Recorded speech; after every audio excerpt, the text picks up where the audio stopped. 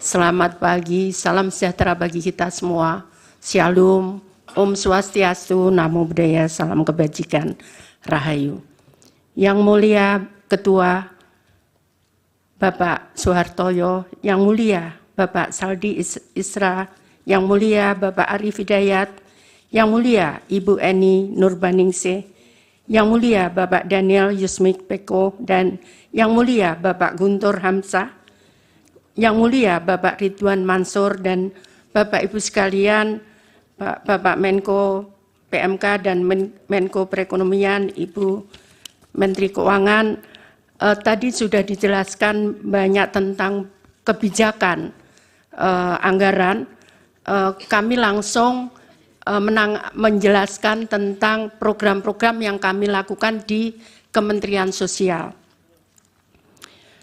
Yang mulia para hakim, kami ingin menyampaikan bahwa tahun anggaran Mahkamah tahun anggaran 2023, anggaran Kementerian Sosial sebesar 87 triliun 275 miliar 374 juta 140.000 rupiah.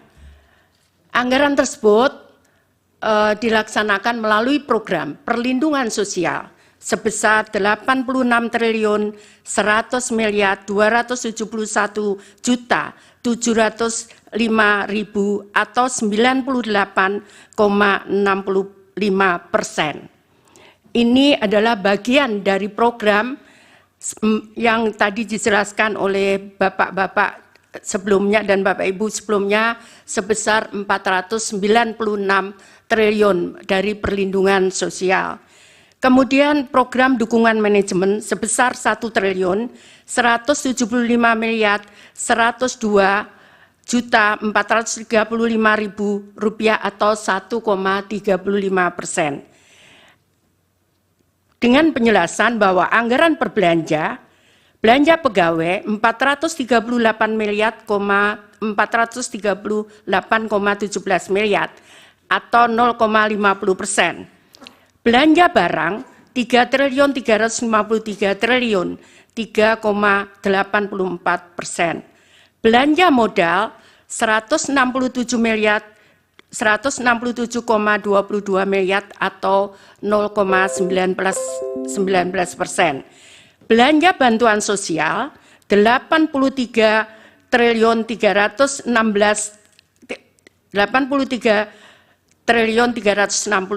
miliar atau 95,46%.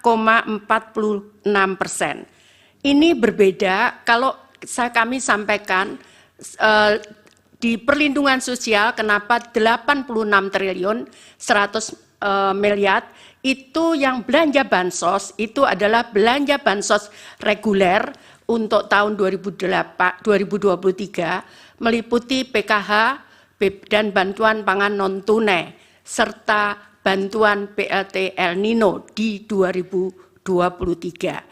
Sedangkan untuk sisanya perlindungan sosial itu ada bantuan atensi, ada permakanan untuk lansia yang tidak ada keluarga, dan permakanan untuk disabilitas serta untuk anak yatim. Dan kebetulan pada tahun 2023 itu ada untuk anak gagal ginjal akut.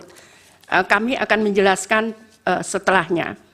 Pada tahun anggaran 2024, Kementerian Sosial anggaran dari 2023 sebesar 87 triliun 275 miliar itu turun menjadi 79 triliun 214 miliar 83 juta 464.000. Penjelasannya adalah anggaran per program perlindungan sosial 78 triliun 54 miliar 196 juta 767.000 rupiah atau 98,54% itu belanja bantuan sosial. Di sebelahnya yang berwarna kuning 75 triliun 61 triliun 95,46% itu di luar bantuan El Nino. Sehingga kami kembali reguler menyerahkan bantuan reguler PKH dan BPNT. Kemudian program dukungan manajemen 1.189.886.697.000 atau 1,46%. Jadi kalau kita bandingkan anggaran tahun 2023 dan 2024, tadi sudah kami sampaikan bahwa anggaran kami turun dari 87.374.140.000 turun menjadi 79.214.083.464.000 rupiah. Hal ini karena belanja BLT El Nino keluar dari bantuan di 2024 dengan rincian sebagai tertera di atas. Adapun belanja Bansos Kementerian Sosial tahun 2023 dan 2024. Bantuan sosial 2023 PKH atau program Keluarga Harapan itu sebesar 10 juta KPM dengan pagu 28.709.816.300.000 rupiah.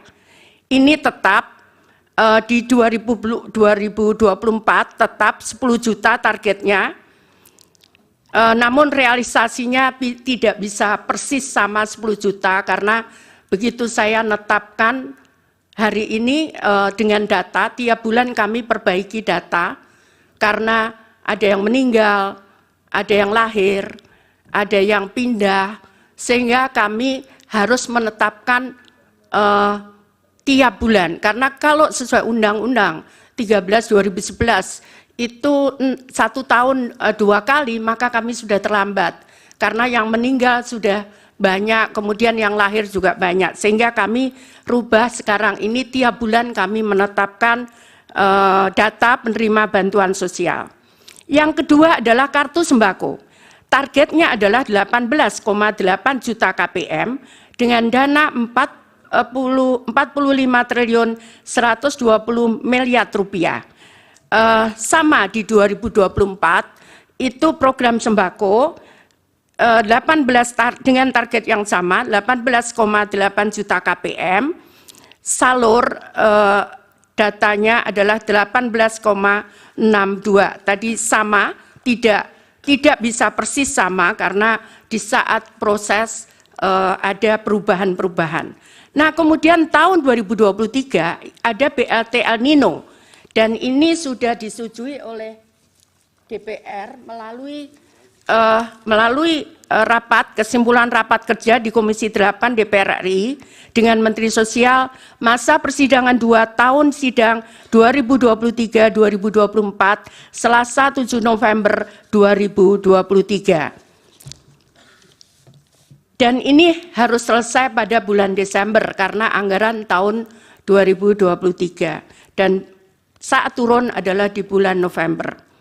Kemudian bantuan sosial lainnya adalah bantuan untuk gagal ginjal akut untuk 326 orang dengan nilai total 17.520.000.000. Kemudian atipikal atau GGPA itu terdiri dari ini program permakanan untuk lansia 100.000 orang sebesar 552 miliar rupiah.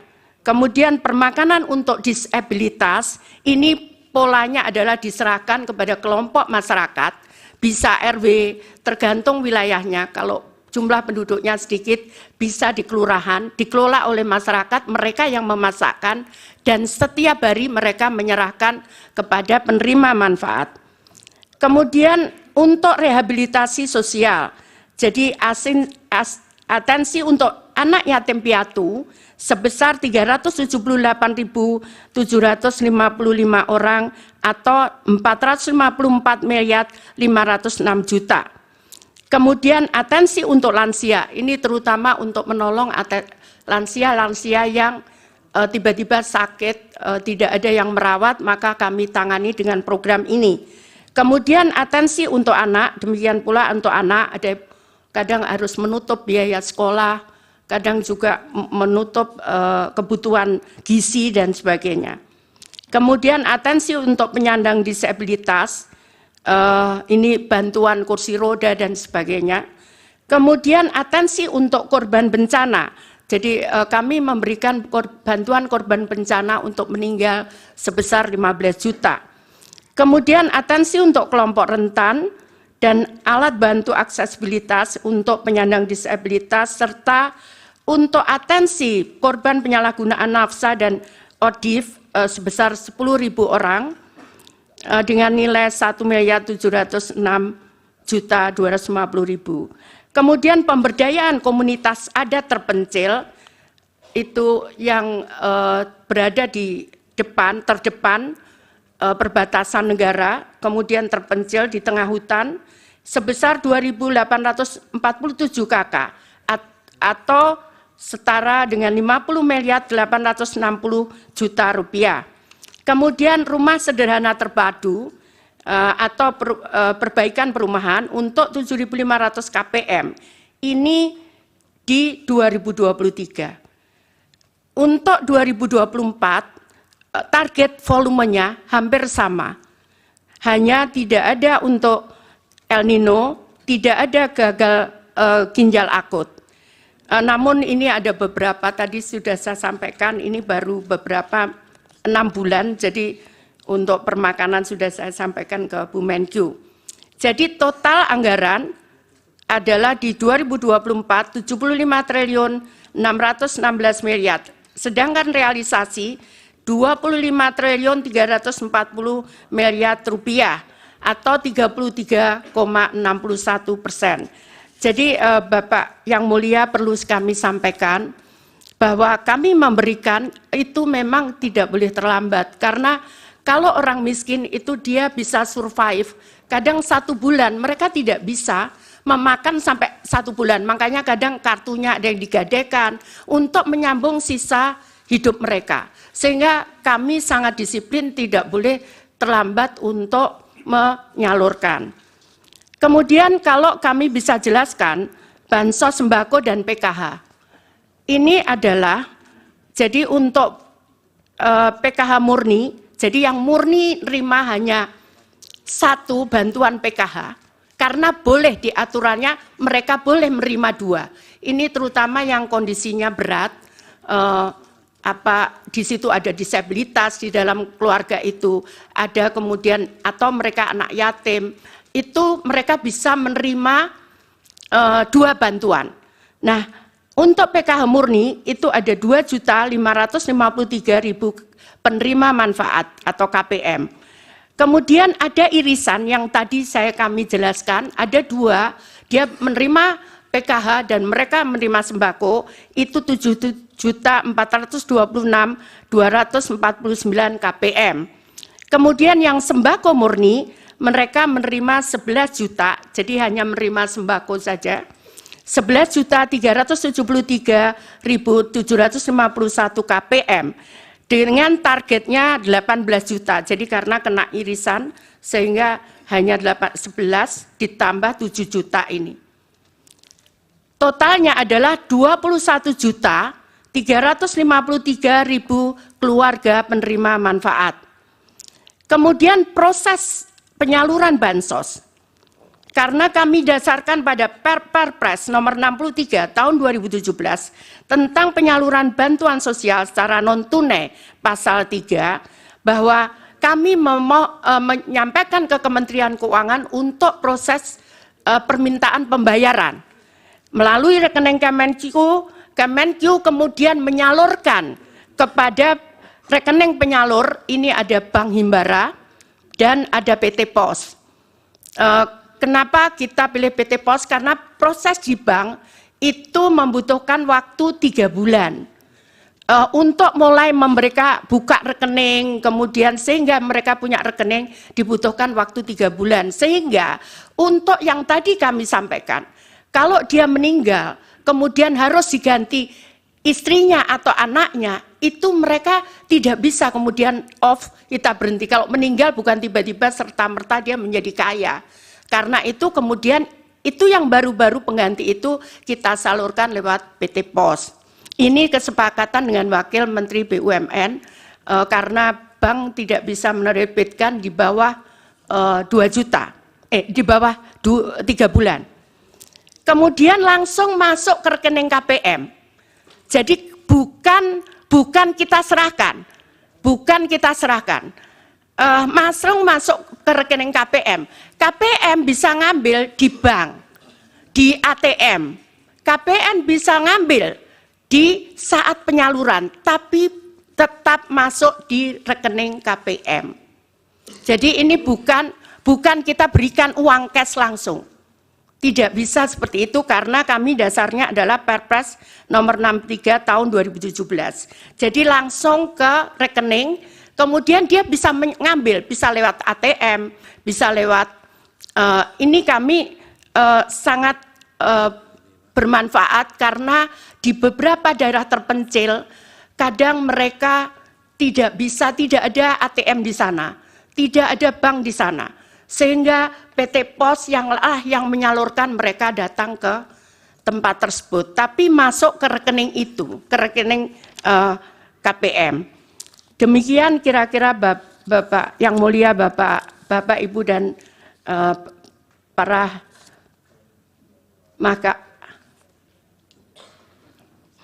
Mahkamah Konstitusi, saya mohon maaf menjelaskannya bukan dengan membaca karena saya biasa melakukan dengan chart seperti ini. Demikian, terima kasih. Mohon maaf kalau ada yang kurang berkenan. Saya akhiri. Wassalamualaikum warahmatullahi wabarakatuh. Salam sejahtera bagi kita semua. Salam Om Santi, Santi, Santi Om Namo Buddhaya. Salam kebajikan. Rahayu. Baik, terima kasih Ibu Menteri Sosial. Baik, sebelum ke para hakim, saya minta dijelaskan dulu dari Kementerian Bidang PMK. Dari beberapa KL yang ditunjuk sebagai penyalur dana program perlindungan sosial ini yang di bawah koordinator Bapak, bisa dijelaskan Pak, kementeriannya atau KL-nya? Terima kasih Yang Mulia. Berbagai macam tadi sudah kami sebutkan bahwa Perlinsos itu ada 3 kategori. Pertama yaitu subsidi, yang kedua bansos, dan yang ketiga jamsos. Yang menjadi domain kami itu adalah bansos dan jamsos. Jamsos itu lebih spesifik lagi yaitu pemberian bantuan iuran kepada peserta BPJS Kesehatan yang tidak mampu, yang jumlahnya sekitar 98 juta. Itu berada di dalam koordinasi kami. Kemudian semua program kegiatan yang di bawah Kemensos itu adalah juga berada dalam koordinasi kami. Karena di dalam Perpres tentang Menko PMK, itu ada 7 kementerian yang mulia, yang berada di bawah koordinasi langsung kami, yaitu Kementerian Sosial, Kementerian Kesehatan, Kementerian Pendidikan, Kementerian Agama, Kementerian Pemuda dan Olahraga, Kementerian Desa, dan Kementerian Pemberdayaan Perempuan, ditambah beberapa badan termasuk BNPB, BKKBN, BPJS Kesehatan, BPJS Tenaga Kerja, dan BPOM. Sehingga semua program-program yang ada di dalam kementerian itu berada di dalam koordinasi saya. Di samping itu, kalau ada bidang yang harus cross-sektoral, seperti sanitasi tadi yang sudah saya singgung Yang Mulia, itu kami harus mengkoordinasi lintas sektor dengan kementerian teknis di luar koordinasi kami. Misalnya untuk sanitasi dengan PUPR, untuk misalnya masalah yang tadi sudah, terutama PUPR, jadi masalah air bersih, air minum, kemudian juga misalnya di daerah miskin seperti di Papua yang perlu ada perpanjangan runway, misalnya kami harus berkoordinasi dengan Kementerian Perhubungan, karena tupoksinya ada Kementerian Perhubungan. Demikian Yang Mulia, terima kasih. Baik, kalau dari Kementerian Bidang Perekonomian Bapak yang... Terima kasih Pak Yang Mulia. Kementerian Perekonomian karena terlibat dalam penyusunan anggaran bersama dengan Bappenas dan Kementerian Keuangan, itu yang pertama tentu dalam penyusunan anggaran. Yang kedua tentu dalam berbagai produk bantuan yang terkait dengan subsidi Kemudian yang ketiga tentu penyaluran daripada kementerian yang melalui Kementerian BUMN. Kemudian terkait dengan pangan, koordinasi Badan Pangan, Bulog, dan juga berbagai kementerian lain. Jadi tentu berbagai perlinsos sebagian besar muaranya ada di anggaran. Demikian Pak Majelis Hakim, Ketua yang kami hormati. Kemudian kalau database penerima bantuan antara yang di bawah koordinator PMK dan perekonomian, apakah tidak dimungkinkan itu ada overlapping? Artinya satu jenis bantuan di antara sekian banyak jenis bantuan itu, kemudian juga dimungkinkan akan tercover di jenis bantuan yang berbeda di jenis yang ditangani oleh koordinator kementerian yang berbeda. Bisa dijelaskan Pak PMK dulu? Terima kasih Yang Mulia. Jadi memang sangat dimungkinkan terjadi interoperabilitas data. Karena apa? Karena bantuan-bantuan itu ada berlevel Yang Mulia. Seperti tadi saya jelaskan, misalnya masalah kemiskinan itu kan ada 3 jenjang, miskin ekstrim, miskin, dan hampir miskin. Nah ini nanti intervensinya berbeda Yang Mulia. Untuk miskin ekstrim itu hampir semua program itu diberikan kepada mereka untuk menaikkan tingkat garis pendapatan pengeluaran dia itu di atas kemiskinan, syukur-syukur menjadi tidak miskin. Karena itu tadi Bu Mensos juga sudah menyebut, misalnya ada untuk di tingkat miskin ekstrim itu hampir semua paket yang ada di Kemensos itu diberikan kepada miskin ekstrim, ditambah BLT desa Yang Mulia. Kemudian ditambah lagi bansos dari pemerintah daerah dan pemerintah provinsi, itu juga boleh diberikan kepada miskin ekstrim. Tapi untuk di tingkat miskin, itu BLT desa dan bansos pemerintah provinsi tidak dibolehkan. Tadi Bu Risma sudah menyinggung, misalnya untuk yang hampir miskin, yang 800 juta, yang sisa dari 18.800.000 itu hanya menerima BLT El Nino, kemudian naik lagi 22 juta, itu hanya menerima sekitar 4 juta hanya menerima bantuan beras dari BPJPN. Ini jadi untuk mengintervensi penanganan kemiskinan itu dilakukan secara berjenjang sesuai dengan kadar kebutuhan atau tingkat kebutuhan yang dialami oleh masing-masing, dan itu kami lakukan berdasarkan by name by address. Baik, Terima dari kasih, Pak Menko Perekonomian ada tambahan? Tambahan sedikit bahwa seluruh program yang didesain itu mengacu kepada data yang ada di Kemensos, DTKS, kalau itu menggunakan data KPM, penerima PKH ataupun sembako. Kalau itu kita sasarkan berbasis terakhir menggunakan data dari P3KE, yaitu data pensasaran percepatan penghapusan kemiskinan ekstrim yang wali datanya ada di Kementerian Menko PMK. Jadi kami mereferensi sama. Sebagai contoh, mungkin program yang terkait dengan kartu prakerja itu seperti tadi kita melakukan screening berbasis data Dukcapil dari Kementerian Pendidikan, Dapodik, kemudian DTKS dan yang lain. Jadi itu interoperability dan kesamaan data di pemerintah itu disinkronkan semua. Demikian Yang Mulia. Baik, kalau demikian pada saat penyaluran Bapak-Bapak, khususnya di Januari dan Februari 2024 itu, apakah dimungkinkan dua bantuan atau lebih dari satu jenis bantuan itu kemudian disalurkan secara bersamaan, fokusnya di Januari dan Februari ya, 2024 kemarin, apakah itu ada dan kemudian apakah dua kementerian ini kemudian ada koordinasi ataukah masing-masing kemudian berjalan sendiri-sendiri? Pak Muhajir dulu mungkin. Terima kasih Yang Mulia. Tadi sudah saya sampaikan, bantuan secara simultan itu bukan hanya pada Januari saja, sejak dulu begitu. Iya, Iya. ini di Januari dan Februari Pak. Iya, sama Yang Mulia. Jadi misalnya terutama dari dari 1,12%, sekitar 5 juta penduduk yang miskin ekstrim, itu menerima hampir semua. Jadi dia juga menerima PKH, kalau di dalamnya ada kriteria-kriteria, karena PKH ini yang mulia, itu diberikan kepada keluarga miskin, tetapi dengan kriteria tertentu.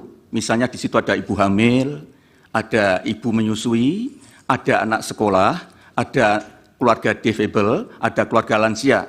Jadi kalau nanti di dalam keluarga miskin itu ada salah satu atau beberapa orang yang memenuhi kriteria ini, dia dapat juga PKH.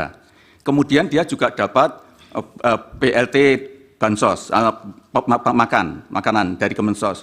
Dia juga bisa mendapatkan bantuan juga dari El Nino, bantuan pangan El Nino. Dia juga bisa mendapatkan bantuan dari beras, perdagangan pangan beras. Sehingga kita harapkan yang miskin ekstrem ini dengan mendapatkan bantuan dari semua sisi, itu akan terangkat pendapatannya menjadi di atas garis kemiskinan. Sehingga upaya kita untuk mentarget tahun 2014, miskin ekstrim 0%, itu bisa terselesaikan, Yang Mulia. Baik. Berarti itu bisa simultan ya Bapak ya? Betul, Yang Mulia. Ada yang ditambahkan Pak Menko Perekonomian?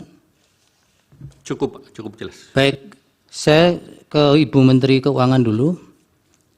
Ibu, dari anggaran El Nino tadi yang sampaikan Bu Mensos itu, kenapa kemudian mengalami penurunan? Karena untuk sektor El Nino dikeluarkan itu maksudnya apakah itu dari usulan tahun 2023 untuk realisasi 2024 memang sudah tidak dianggarkan lagi untuk Kemensos, ataukah memang itu ada kebijakan di tingkat kemudian setelah pembahasan anggaran kemudian itu dikeluarkan, Ibu?